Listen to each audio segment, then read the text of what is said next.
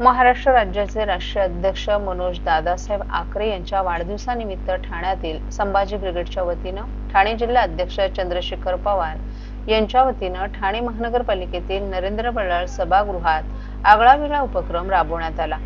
यावेळी मोठ्या संख्येने मान्यवरही उपस्थित होते। ठाण्यातील पत्रकारांच्या समवेत इतर सामाजिक कार्यकर्त्यांना पारितोषिक देत त्यांना सन्मानित करण्यात आलं। ऊन वारा पाऊस याची तमा न बाळगणारे असा चौथा स्तंभ म्हणून ओळख असणारे विविध क्षेत्रात आपली लाखमोलाची कामगिरी करणाऱ्या पत्रकारांनी आणि सामाजिक कार्यकर्ते यांचा आज गुणगौरव करत संभाजी ब्रिगेडच्या वतीनं विशेष पारितोषिक देण्यात आली। यावेळी अनेक मान्यवरांचं देखील स्वागत करण्यात आले। बातमी मागची बातमी काढणारे, अनेक विषयाला हात घालणारे, लोकशाहीचा चौथा स्तंभ म्हणून ज्यांची ओळख आहे अशा ज्येष्ठ आणि अनुभवी पत्रकार आणि छायाचित्रकार यांना पुढील वाटचालीसाठी शुभेच्छा देत त्यांना पारितोषिक देऊन गौरवण्यात आलं। तसंच सामाजिक कार्यकर्ते म्हणून समाजात उल्लेखनीय कामगिरी करणाऱ्या अनेक सामाजिक कार्यकर्ते आणि महिला मंडळ यांना ठाण्याच्या महानगरपालिकेच्या नरेंद्र बल्लाळ सभागृहात पारितोषिक देत संभाजी ब्रिगेडचे ठाणे जिल्हा अध्यक्ष चंद्रशेखर पवार तसंच इतर मान्यवरांनी देखील सन्मान करत त्यांना पुढील वाटचालीसाठी शुभेच्छा दिल्या।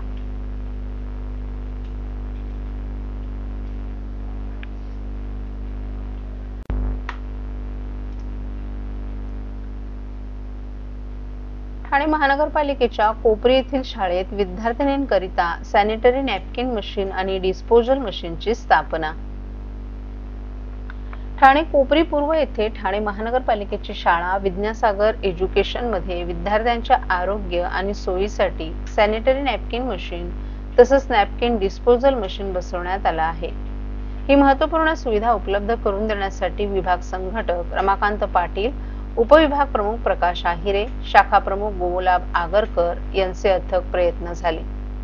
यावेळी अतिरिक्त आयुक्त प्रदीप एन, मुख्य लेखा अधिकारी प्रियंका हेटे, उपायुक्त दीपक दिनकर गांगुर्डे, सहाय्यक आयुक्त सरिता केरई, सहाय्यक आयुक्त KSLRD, विभाग संघटक रमाकांत पाटील, उपविभाग प्रमुख प्रकाश आहिरे, महिला उपविभाग प्रमुख नेहा लखानी, शाखा प्रमुख गुलाब आगरकर, अधीक्षक धीरेंद्र कुमार, प्रवीणा सिद्धार्थ, राजश्री शेनॉय, विजय घोलक, श्रुती लेखक, रशिका कर्णानी आदी मान्यवरही उपस्थित होते। या उपक्रमामुळे विद्यार्थिनींना आरोग्यदायी, सुरक्षित आणि स्वच्छ वातावरण मिळण्यास मोठी मदत होणार असल्याचं यावेळी सांगण्यात आलं। सर्व नागरिकांना आवाहन करण्यात येत आहे की सध्या डासांमार्फत पसरणाऱ्या डेंग्यू या आजाराचा प्रसार रोखण्यासाठी प्रत्येकाने पुढील प्रमाणे कार्यवाही करावी। डेंग्यू आजार एडिस इजिप्ती हा डास चावल्याने होतो। या डासांची पैदास साचलेल्या किंवा साचवलेल्या स्वच्छ पाण्यामध्ये होते। 8 दिवसांपेक्षा जास्त दिवस पाणी उघडे व साचून राहिल्यास त्यात डास अंडी घालतात। अंड्यांच्या अळ्या तयार होऊन पुढे डास तयार होतात। यासाठी आपल्या घरातील पाणी साठे उदाहरणार्थ बॅरल्स, पिंपे, टाक्या, हौद, रांजणे इत्यादी दर आठवड्याला रिकामे करून घासून पुसून कोरडे करून पुन्हा भरावे। 1 दिवस कोरडा दिवस म्हणून पाळावा। पाणी साठ्यांना घट्ट झाकणे बसवावीत किंवा जुनी साडी, चादर, धोतर यांनी बांधून झाकून ठेवावीत, म्हणजे डास त्यात जाऊन अंडी घालणार नाहीत। घराच्या गच्चीवर, आजूबाजूला, अंगणात कोठेही पाणी साचू देऊ नये। भंगार सामान उघड्यावर टाकू नये, उदाहरणार्थ टायर्स, प्लास्टिक सामान, कुंड्या, टाकाऊ वस्तू इत्यादी। अशा सामानात पावसाचे पाणी साठून त्यात डेंग्यूच्या डासांची पैदास होते।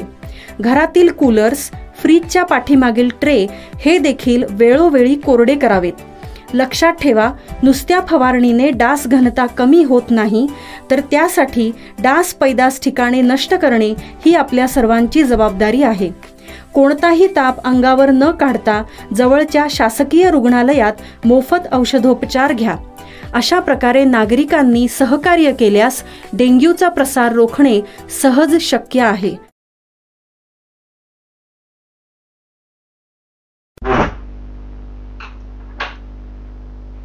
120 तासांची मेहनत आणि हातांची कलाकारी, अधिकाऱ्यानं साकारली देखणी शाडू मातीची गणेश मूर्ती।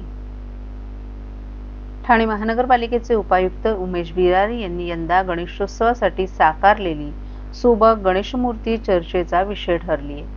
कोणत्याही साच्याविना आणि पूर्णपणे शाडू मातीचा वापर करून त्यांनी ही आकर्षक मूर्ती तयार केली आहे. कार्यालयीन कामकाज आटोपल्यानंतर दररोज रात्री 10 ते 2 या वेळेत मेहनत घेऊन त्यांनी महिनाभरात ही 1.5 फूट उंचीची मूर्ती साकारली आहे.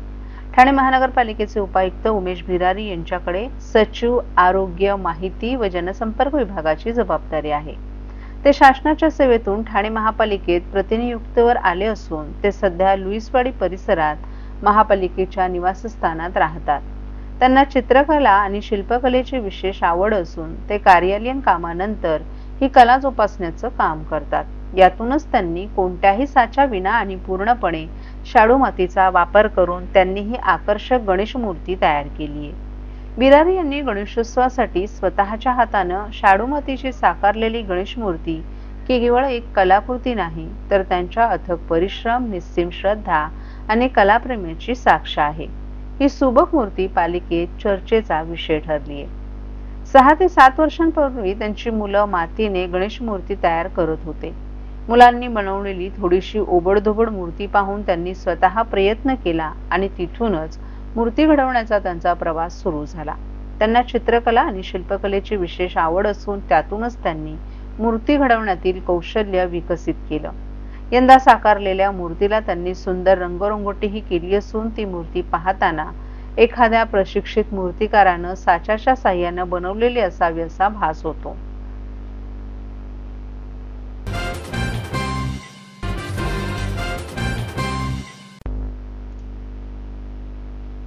गतवर्षीच्या तुलनेत यंदा कृत्रिम तलावांमध्ये गणेश मूर्ती विसर्जित करण्याचं प्रमाण 19% वाढलं. ठाणे महापालिकेनं केलेल्या आवाहनाला प्रतिसाद देत यंदाच्या गणेशोत्सवात ठाणेकरांनी पर्यावरणपूरक विसर्जनाला मोठ्या प्रमाणात प्रतिसाद दिल्याचं दिसून येत आहे. गणेशोत्सवाच्या 7व्या दिवसापर्यंत झालेल्या आकडेवारीतून गेल्या वर्षीच्या तुलनेत यंदा कृत्रिम तलावांमध्ये गणेश मूर्ती विसर्जित करण्याचं प्रमाण 19% वाढले, तर खाडीत थेट विसर्जन होणाऱ्या मूर्तींचं प्रमाण यंदा 32% कमी झाले. शिवाय विशेष टाकी व्यवस्था यातील विसर्जनाचं प्रमाण यंदा 20% आणि फिरत्या विसर्जन व्यवस्थेतील प्रमाण यंदा 4% वाढलं. उच्च न्यायालयाच्या आदेशानुसार 6 फुटांपर्यंतच्या मूर्तींचं विसर्जन कृत्रिम तलावात आणि त्यापेक्षा मोठ्या मूर्तींचं विसर्जन खाडी घाटांवर करण्यात येत आहे. काही भाविकांनी छोट्या मूर्तीही खाडीत विसर्जन करण्याचा आग्रह धरला होता. त्यांना कृत्रिम तलावात विसर्जन करण्यासाठी महापालिका तसंच पोलीस प्रशासनाच्या वतीने वारंवार विनंती करण्यात येत होती. या पार्श्वभूमीवर अनंत चतुर्दशीलाही नागरिकांनी 6 फुटांपर्यंतच्या मूर्तींचं विसर्जन कृत्रिम तलावातच करावे असं आवाहन महापालिका प्रशासनानं केलं आहे. कळवा प्रभाग समिती क्षेत्रात नागरिकांनी सुरुवातीला खाडीत विसर्जनाचा आग्रह धरला होता. मात्र महापालिका आणि पोलीस प्रशासनानं त्यांना विनंती केल्यावर येथील नागरिकांनी कृत्रिम तलावात मूर्ती विसर्जन करून सहकार्य केलं. त्यामुळे पारसिक घाटावर कोणीही मूर्ती नेले नाही असंही मनीषा प्रधान यांनी सांगितलं.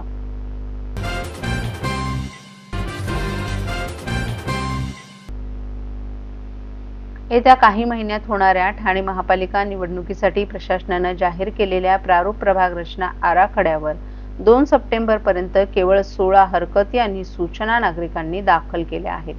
गणेशोत्सवात अनेक जण व्यस्त असल्यामुळे तक्रारींचा ओघ कमी असल्याचं बोललं जातंय. मात्र गौरी गणपती विसर्जन होताच या उत्सवातून उसंत मिळालेल्या नागरिकांनी एकाच दिवसात म्हणजे 3 सप्टेंबर रोजी 44 तक्रारी दाखल केल्यात. त्यामुळे तक्रारींची संख्या आता 60 इतकी झाली आहे. ठाणे महापालिकेची पंचवार्षिक मुदत 6 मार्च 2022 रोजी संपुष्टात आली. तेव्हापासून ठाणे महापालिकेत प्रशासकीय राजवट लागू आहे. सर्वोच्च न्यायालयाच्या आदेशामुळे येत्या काही महिन्यात पालिकेची निवडणूक होणार आहे.